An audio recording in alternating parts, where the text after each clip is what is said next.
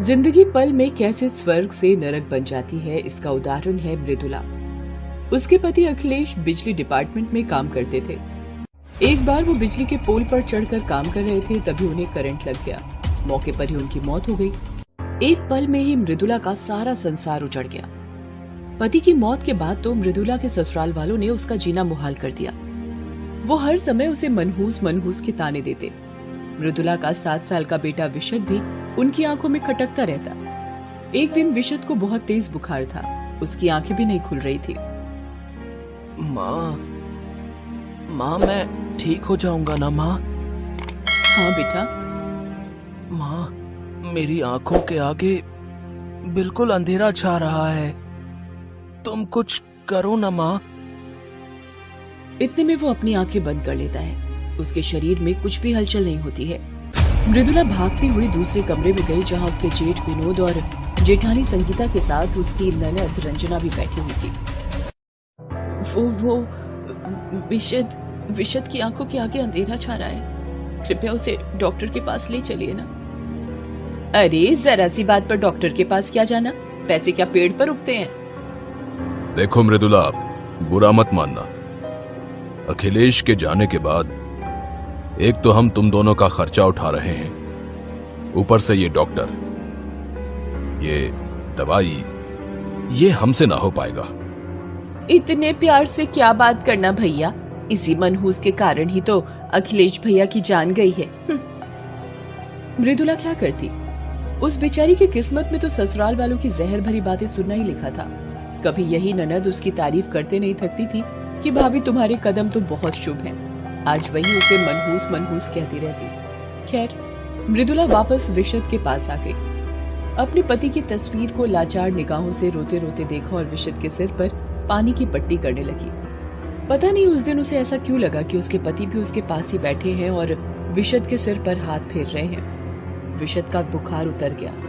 1 सप्ताह बाद उसकी जेठानी के बेटे पीयूष का बर्थडे था। उसी दिन मृदुला, मैं और रंजना ब्यूटी पार्लर जा रहे हैं, 2 घंटे लग जाएंगे लौटने में। तब तक तुम सारा सजावट और खाने का अरेंजमेंट देख लेना। अरे दीदी, आप फिक्र मत करें, पीयूष तो मेरा भी बेटा है ना, मैं सब संभाल लूंगी। इतना स्वीट बनने की जरूरत नहीं है, पीयूष मेरा बेटा ही है, उसे किसी मनहूस का बेटा बनने की जरूरत नहीं है। उनके जाने के बाद मृदुला सारे इंतजाम में लग गई। वो बड़े प्यार से बैलून वगैरह लगाकर घर सजा रही थी। उसका बेटा विशद भी पास ही बैठा था। माँ, तुम मेरा भी बर्थडे क्यों नहीं मनाती? अरे बेटा, हमारे पास उतने पैसे नहीं है ना। क्यों नहीं है माँ? पता नहीं बेटा, सबकी अपनी अपनी किस्मत होती है। हमारी किस्मत ऐसी ही है। माँ, अगर हमारे पास पैसा होता तो तुम मुझे कितना बड़ा गिफ्ट देती? इतना या इतना बड़ा? वो ये बातें पूछ ही रहा होता है कि उसकी ननद और जेठानी ब्यूटी पार्लर से आ जाते हैं। दूसरों के टुकड़े पर पल रहे हैं, लेकिन सपने तो देखो इनके। मुफ्त का खाना जिसको मिलता है तो वो ऐसी ही बड़ी बड़ी बातें करते हैं। अरे जाने दीजिए ना दीदी, बच्चा है वो। वाह रे, जबान तो देखो इसकी कैसे कैंची की तरह चल रही है। हमारे घर में रहना और हमें ही पलट कर जवाब देना, मैं तो ये बर्दाश्त नहीं करूंगी। आ जाने दो इनको, मैं बात करती हूँ। शाम को बहुत सारे गेस्ट बर्थडे में आए। सभी कुछ न कुछ गिफ्ट लेकर जरूर आए थे। सभी ने डेकोरेशन और खाने की बहुत तारीफ की। विशद की नजर खाने से अधिक गिफ्ट पर थी। उसी रात मेहमानों के जाने के बाद जब विशद अपने कमरे में अकेला था, तभी उसने देखा कि उसके पापा अखिलेश उसके पास आए हैं, जिनके हाथों में एक बहुत ही बड़ा सा गिफ्ट का पैकेट है।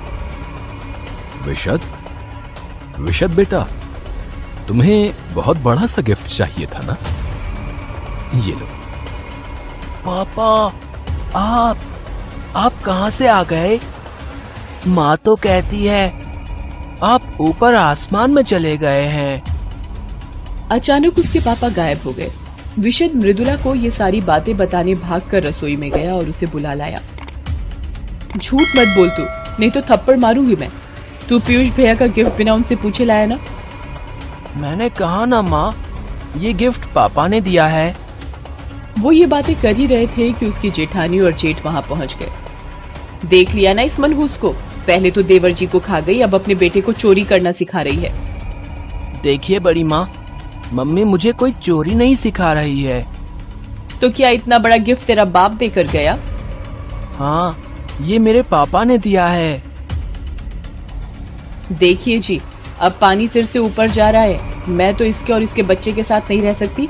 कल को हमारा पीयूष भी इसकी देखा देखी चोरी करने लगा तो ना बाबा ना। तब तक सभी घर वाले वहां आ गए। सभी ने तय किया कि दोनों को घर से निकाल दिया जाए। मृदुला चीखती रही लेकिन किसी ने उसकी बात नहीं सुनी। आप लोग कुछ तो रहम कीजिए, मैं अकेली औरत इसे लेकर कहाँ जाऊंगी? जाकर कहीं मर, लेकिन हमारा पीछा छोड़। उन जालिमों ने मृदुला की एक न सुनी और उस घनघोर बारिश और ठंड के दिन में उसे बाहर निकाल दिया। उसी रात घर के सभी लोग बैठे हैं। रंजना वही बड़ा गिफ्ट अपने हाथों से खोल रही है। इतना बड़ा गिफ्ट है, पता नहीं क्या है इसमें। तभी गिफ्ट खोलते वक्त रंजना के हाथों में जोर का झटका लगता है। अरे दैया, ये तो करंट मार रहा है। अरे पागल हो क्या? गिफ्ट भी कहीं करंट मारता है? चल हट, ला मैं खोलती हूँ। अब संगीता गिफ्ट को खोलने की कोशिश करती है। उसे भी जोर का झटका लगता है। फिर वो गिफ्ट अचानक हवा में उड़ने लगता है। हे भगवान, ये क्या है?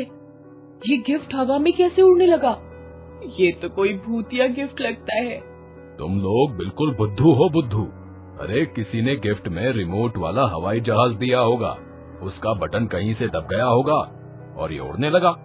तभी कमरे में किसी के जोर जोर से हंसने की आवाज आने लगी। सभी डर गए। अचानक उनके सामने अखिलेश का भूत आ गया। देवर जी, हमसे कोई गलती हो गई क्या? चुप रह। तुम लोग अभी के अभी ये घर छोड़कर चले जाओ, नहीं तो मैं सबको मार दूंगा। हमें हमारे घर से क्यों निकालना चाहते हैं देवर जी? धूर्त हो तुम लोग, धूर्त। मेरे मरने के बाद मुआवजे के सारे पैसे हड़प लिए।